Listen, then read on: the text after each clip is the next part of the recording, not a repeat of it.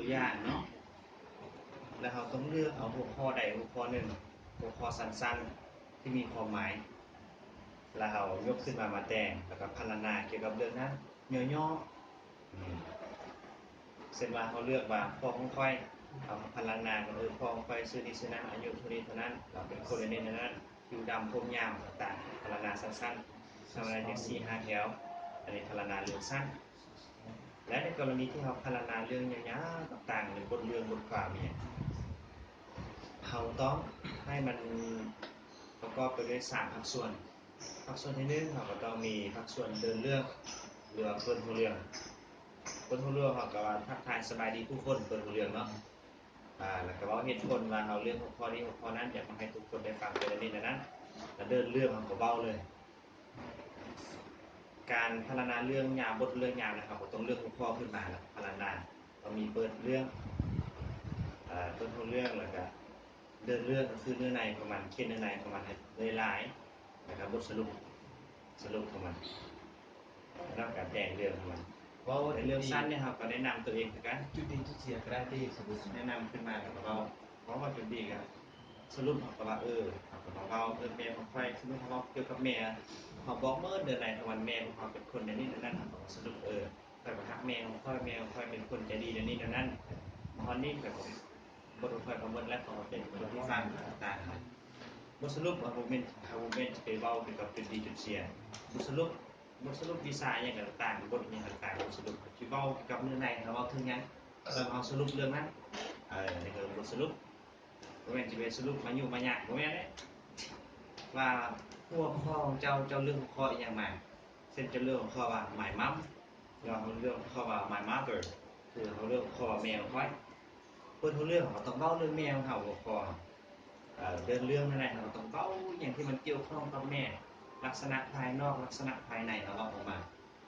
และมันนี่มาว่าภาคส่วนสรุปนะครับก็สรุปเหตุผลที่เขาพรรณนากับแม่เขาเป็นยังไงจึงพรรณนากับแม่เขาคือยกตัวอย่างเป็นยังไงที่ภาษาอังกฤษคนสรุปเหล่านั้นเป็นยังไงค่อยฮักแม่ค่อยที่สุดแม่ค่อยเป็นคนที่ดีเราค่อยเบิ่งแง่ค่อยทุกสิ่งทุกอย่างเป็นบทสรุปภาพเราขอบใจผู้ฟังอันนี้คือบทแต่งบทยาวบทสั้นนี่สบายเนี่ยบทสั้นเนี่ยเรื่องข้อพวกเขาจะแต่งเรื่องอย่างต่างๆบทสั้นเนี่ยเขาเอื้อนบทสั้นเขาเอื้อนแบบเรื่องราวเขามาแจ้งเรื่องราวว่าคนฟังอันนี้เขาเบาเนี่ยนะครับ my homework มีคำศัพท์ใดที่ you don't understand แปลให้ always เรื่อยๆแล้วแปลว่าเรื่อยๆ100%ต่อมา watch เบิ่งใส่เบิ่งโทรทัศน์เบิ่งนั่งเบิ่งยัง before แปลว่าก่อนคำศัพท์เล็ก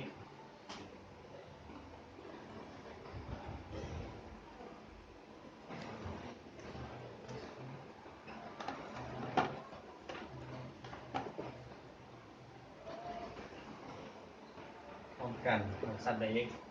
สลิปนี่นอนเด้อคำศัพท์เล็กขณะนั้นอะไรไลน์นี่เป็นว่ามากโบแปลกันได้เนาะสับได้บ่ได้เลย ฟอร์มก่อน before ก่อน โซเวอร์อันนี้เป็นโซเวอร์ take the shower นี่แปลว่าอาบน้ำ เอาคุณละอันโซ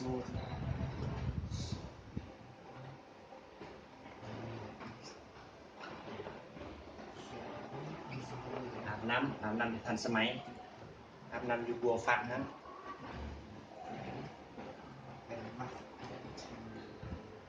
คำศัพท์ได้บ่ได้อีกแล้วก็ถามเด้อบางคนไปเรียนภาษาอังกฤษมาได้หลายเดือนหลายปีบรรยากาศก็มีพื้นฐานที่ดีพอสมควรแต่ว่ายังเบาคือกับกับบางทางเราไม่ได้คำศัพท์อาจารย์ทุกคนก็บ่แม่นสิเก่งในภาษาอังกฤษสมมติอาจารย์สอนเขาเจ้าได้1,000 คำศัพท์แต่เขาได้คำศัพท์1คำศัพท์1ฮะอาจารย์เพิ่นบ่ฮู้นะครับเก่งกว่าอาจารย์แล้วอันใดสำคัญคำศัพท์ บ่มีใครเก่งกว่าใครเราพยายามเรียนมันได้หลายคำศัพท์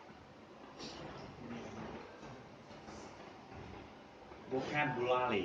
is very important เรียกตั้งนั้นครับ it can make your English better ดังนั้น than ขณะนั้น สนั้นก่อน ขณะนั้นหรือพร้อมกันนั้นI view นี่เป็นจานเด้อพยายามฝึกเขียนกันง่ายภาษาอังกฤษพยายามค่อยเขียนเลยก็เขียนจวดติดกันไป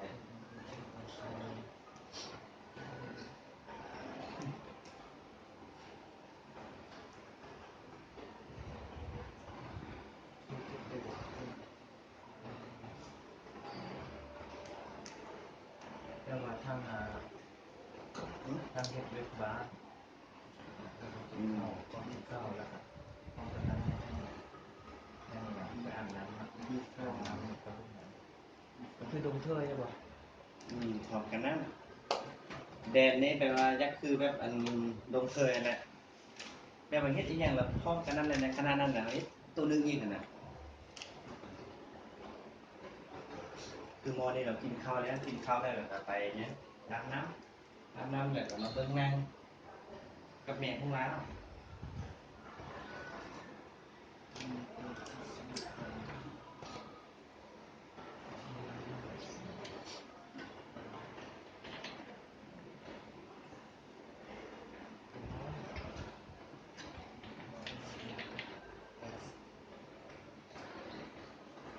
9 โมงแรง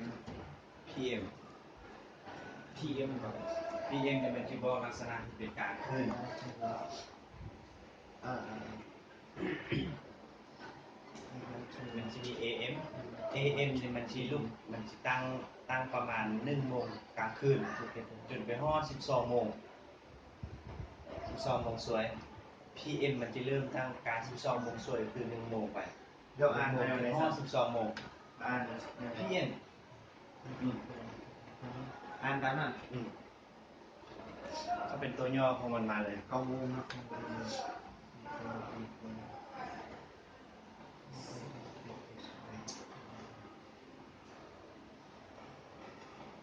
กักมัน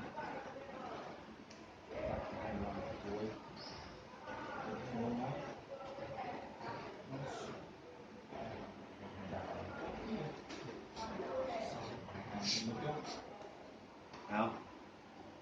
Okay, everybody, if you finish, look at here.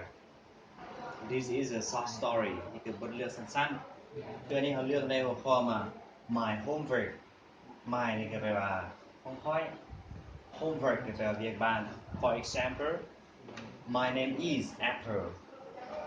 and I am doing my homework. I am doing คือว่าค่อยกำลังเฮ็ดเรียกบ้าน ใช้ verb to be ในกรณีที่กำลังเฮ็ดกำลังกระทำdoing ing นี่บ่งบอกถึงกำลังก็เป็น doing and I'm doing my homework in my bedroom bedroom นี่แปลว่าห้องนอน in นี่แปลว่าอยู่ใน in my bedroom คือว่าอยู่ในบ่อนอนของค่อย I like to do my homework before have dinner คือว่าค่อยมักเฮ็ดเป็นบ้านของค่อยก่อนที่จะกินข้าว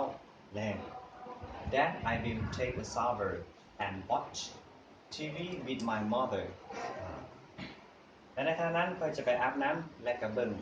โทรทัศน์กับแม่ของค่อย We like to watch TV together before we go to sleep พวกเขามักเบิ่งโทรทัศน์นะเบิ่งโทรทัศน์นำกันก่อนที่พวกเขาจะไปนอน My mother and I always go to sleep at 9 p.m. คือแม่ของค่อยและค่อยปกติแล้วหรือว่าเรื่อยๆแม่ของค่อยและค่อยเรื่อยๆแล้วเข้านอนเวลา9 โมงโอเควันนี้แปลลาไปเลยเนาะวันนี้ฟังเรื่องออกเสียง My name is Apple and I'm doing my homework in my bedroom I like to do my homework before have dinner then I will take a shower and watch TV with my mother we like to watch TV together before we go to sleep my mother and I always go to sleep at 9 p.m. My name is Apple. And I am doing my homework in my bedroom. I like to do my homework before have dinner. Then I will take a shower and watch TV with my mother. We like to watch TV together before we go to sleep. My mother and I always go to sleep at 9 p.m. One more time. My name is April and I'm doing my homework in my bedroom. I like to do my homework before have dinner. Then I will take a shower and watch TV with my mother. We like to watch TV together before we go to sleep. My mother and I always go to sleep at 9 p.m. Okay, อ่านพร้อมกันเด้อ My name is Apple My name is Apple and I'm doing my homework and I'm doing my homework in my bedroom. in my bedroom. I like to do my homework before have dinner.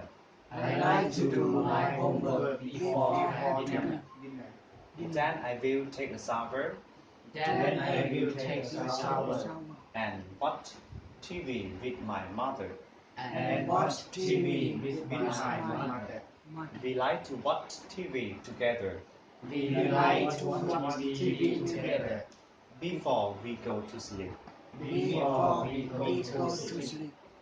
My mother and I always go to sleep at 9 p.m. My mother and I always go to sleep at 9 p.m. Sleep, Sleep, sleep, sleep, then take a shower, take a shower, take a shower. take a shower. Always, Always, always. always, ออกเสียง always ถ้า always ธรรมดาแต่ออกเสียง is always always. watch ออกเสียงคือจอเนี่ย ch เนี่ย watch watch before Before, before, together together. โอเคเอาวันนี้แต่ละคนจะได้อ่านเนาะโอเคใครจะอ่านก่อนฝึกอ่านเอาใครจะอ่าน volunteer please Sit down. who is the volunteer you want to be volunteer okay start from me My name is Again. Apple, and I am go. I am doing my homework in my bedroom. I like to do my homework before have dinner. Excuse me Có gì được? we are And I studying will English take a Gương shower. là rất là Watch Cái này TV là with my mother. Vừa nhau. We like to watch TV together before we go to sleep. My mother and I always go to sleep at 9 p.m. okay thank you so much next person ต่อไป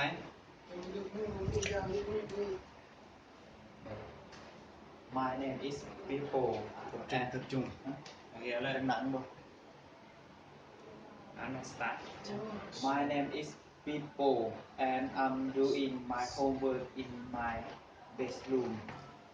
I like to do my homework before have dinner. Then I will take a shower and watch TV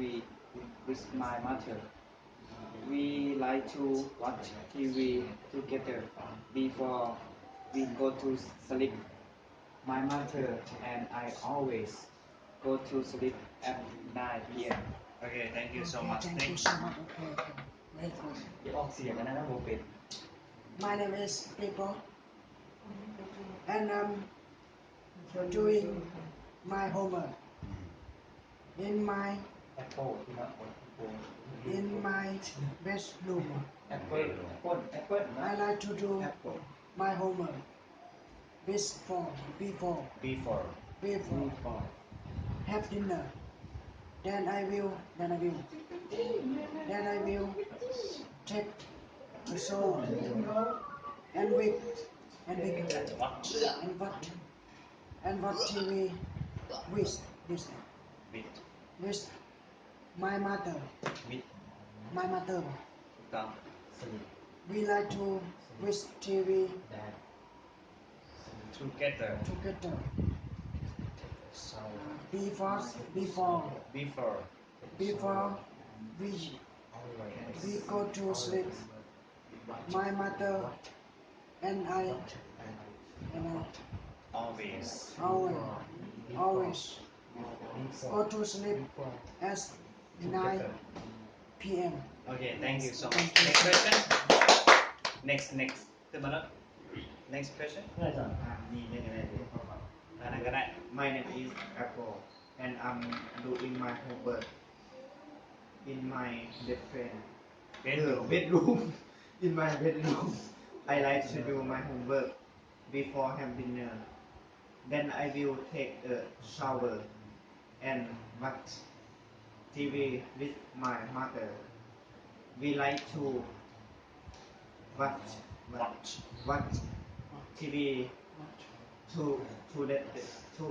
together before we go to sleep. okay My mother and I always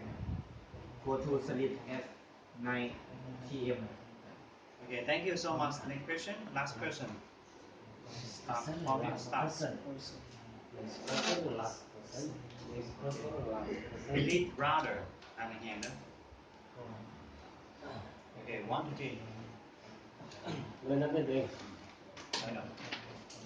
My homework. My name is Apple, and I'm doing my homework in my bedroom. I like to do my homework before have dinner. Then I will take a shower and watch TV with my mother. We like to watch TV together before we go to sleep. very good My mother and I always go to sleep at 9 p.m. okay thank you so much we finish for our story ทีนี้บทสั้นเนาะแต่ละคนก็อ่านได้ดีแหละคำศัพท์มักลืมแบบนี้เอาเสียงว่า what อะไรถ้าออกเสียงธรรมดา what มันจะแปลว่าไม่นยังแต่ออกเสียงเขาออกพยายามออกเสียงตัวจอลงท้าย what โอเคอันนี้ together พร้อมกัน together ตัวนี้ออกอย่างอันนี้ before sleep take a shower โอเคอันนี้แปลให้ฟังเลยเด้อค่อยซื้อไวน์แอปเปิ้ลค่อยกำลังเฮ็ดเวียกบ้านของค่อยอยู่ในบ่อนนอนของค่อยเป็นคนที่มาเฮ็ดเวียกบ้านหลายก่อนที่จะกินข้าวแรงและในขณะนั้นค่อยก็จะไปอาบน้ำแล้วก็เบิ่งโทรทัศน์กับแม่ของค่อยพวกเขามักเบิ่งโทรทัศน์พร้อมกันก่อนที่พวกเขาจะไปเข้านอนแม่ค่อยและค่อยเข้านอนเรื่อยๆแม่น 9 โมงไม่กันง่ายๆแปลเนาะไอ้แปลบทใหม่เลยเนาะTake a shower แล้วได้ shower นี่ถ้าแปลว่า shower นี่จะเป็นบัวอาบน้ำ ทำน้ำผักบัวนะ มันจะเป็นฟักบัวเนาะคือว่าอยู่ห้องน้ำมันมีฟักบัวถ้าแปลว่า shower นี่เป็นฟักบัวซิ ก็อาบ แล้ว น้ำ ใช้คำว่า take a shower เนี่ยคำศัพท์สองอันเนี่ย ทางพระเจ้าอาบน้ำเราต้องใส่เต็ม take a shower ใส่เต็มเช่นนะ do you take a shower จะอาบน้ำหรือเปล่า ก็จะว่า do you shower หรือเพื่อนเนาะ คือจะว่าบัวของฟักมันคือเนาะชื่อเนาะ together โอเคเจ้าหน่อยอันนี้จะไป เฮ็ดบ้านแต่ บทต่อไปบทเรื่องเนี่ยเรียนไว้เพื่อเราได้อ่านภาษาอังกฤษหลายๆเพื่อเราฝึกเสียงเราบทจะเป็นให้มันถึง 100% ก็ได้ แต่ว่าพยายามอ่านมันถูกต้องแล้วก็โอเคแล้วนี่ลืมได้แล้วเนาะกระดานทำเขา มื้ออื่นบ่มีแฮงแต่คิดเล็บบ่มีแล้วมื้ออื่น โอเค บ่มีหรอมื้อนะมื้อแล้วบ่มีเสาร์คิดเล็บ คิดใหม่นะมอนพีซ คิดเล็บให้ไม่นั่งคิดติ้งเจ็บบักกันข้าไปจะตุ้ยนะ อันนี้ก็พอเนาะแม่คือคนที่ดีที่สุดคือว่า mom ภาษาอังกฤษใน mom นี่คือตัวย่อมาจาก mother เขาบอกว่า mother มันยาวใส่คำว่า mom my mom my dad โอเค is แต่ hello hello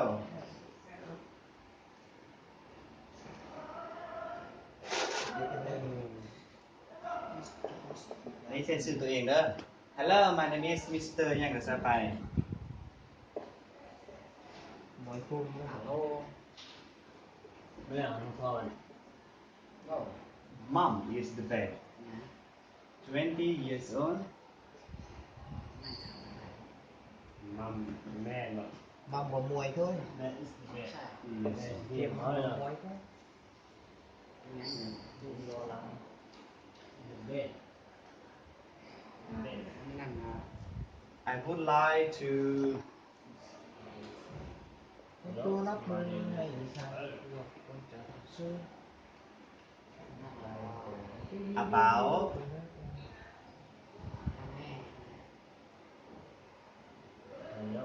about my mom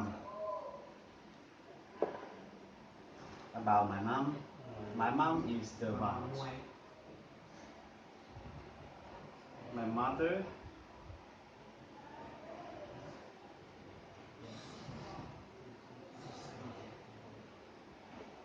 is the one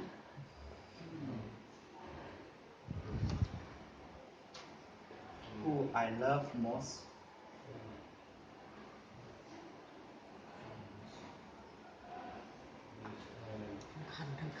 in my life โอ้แต่มันบ่ออกเนาะ She would be the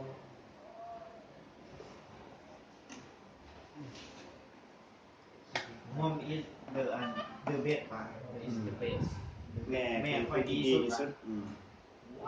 ที่สุดis จันทราคือจันทราเท่านั้น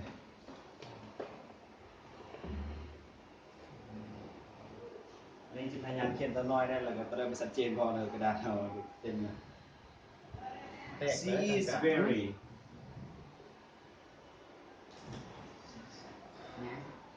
smart and pretty smart and pretty smart and pretty she has long hair study English. she has long hair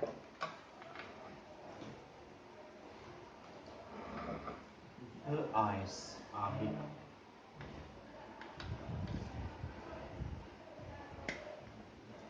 big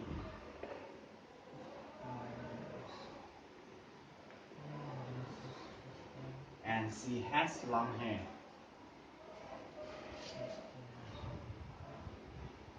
and she has long hair and she has a really